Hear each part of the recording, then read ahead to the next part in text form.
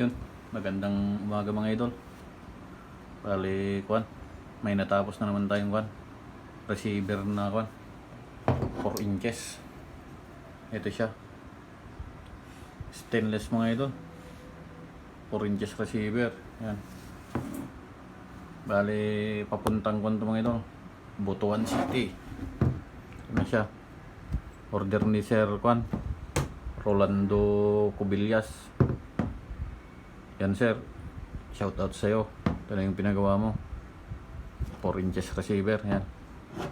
Tapos 16mm yung ng barrel, butas.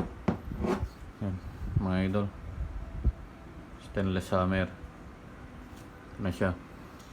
Yan, matigas. Kaya niyang kalawin to. Kahit mag-output ka pa ng sa regulator, 2,200. Tapos malaki pa yung adjust niya mga idol. Ito na siya.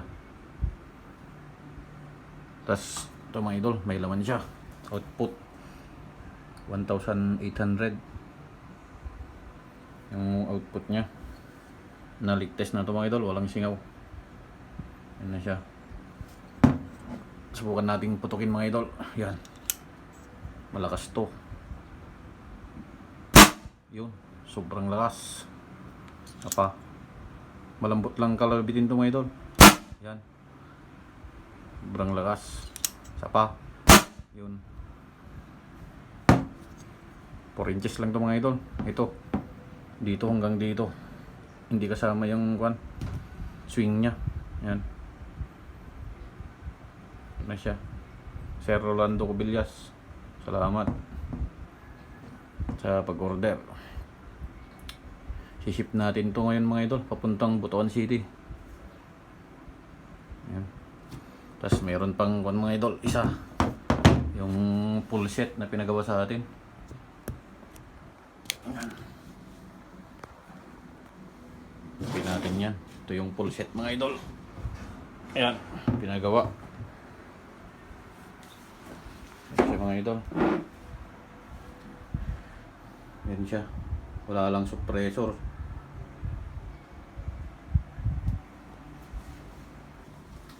Salamat pala sa nagpagawa. Yan, may BSA scope siya mga idol. Malakas din to.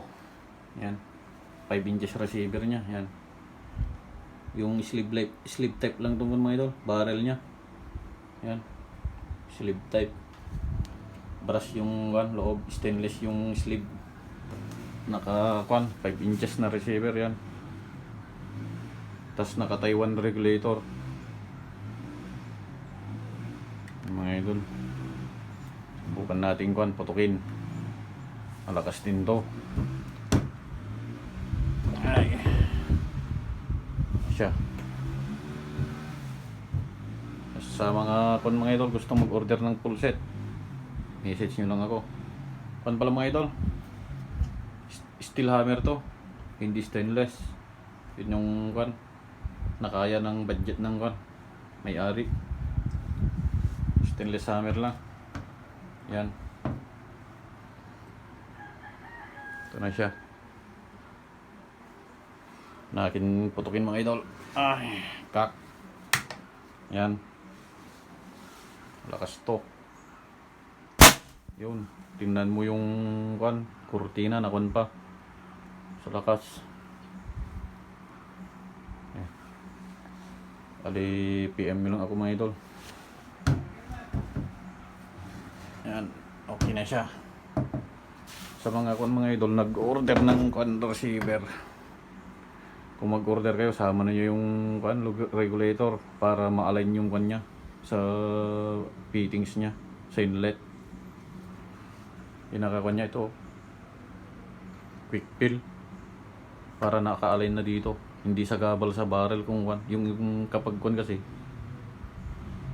kayo na yung magkakabit, may posibilidad na hindi sasakto yung sa quick fill. Yung iba nasa baba, gaya nito, itong gauge nasa baba pero tabingi konti. Yan. Yan, ganyan yung align ko dito mga idol. Yung gauge nandun sa ibabaw, dito sa gilid yung Yan. Mas maganda kasi para hindi na kayo magka-problema. Gagastos pa kayong magpa-machine ulit kung hindi tutugma yung yung quick fill dito sa pwede naman kung konti lang yung diferensya, pwede yung dito luwangan, wag lang masyado. Pero kung malala, talagang ipapamachine mo ulit para ma-align yung regulator nya, mga idol. Bale, babalutin na natin para ma-ship. Sir Rolando Cubillas, salamat sa pag-order. Yan, shout out sa'yo. Bale, yung mga nag-order mga idol, medyo marami pa. Nasa pa 16 na pieces na receiver na may hammer. Yung iba receiver lang, tas yung iba may regulator. Yan. Mga idol, salamat ulit sa panonood. Bale, sa susunod ulit na video. Yun.